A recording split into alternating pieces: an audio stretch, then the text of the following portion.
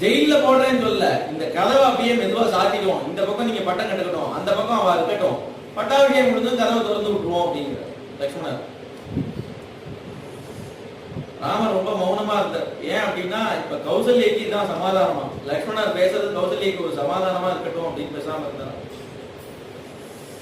இவர் பேசுறது சம்மதம் இல்ல, ஏன்னா அப்பாவோட வார்த்தையை மீறக்கூடாதுங்கிறதுல ஆரம்பத்துல இருந்தே அவர் உறுதியா இருக்காரு.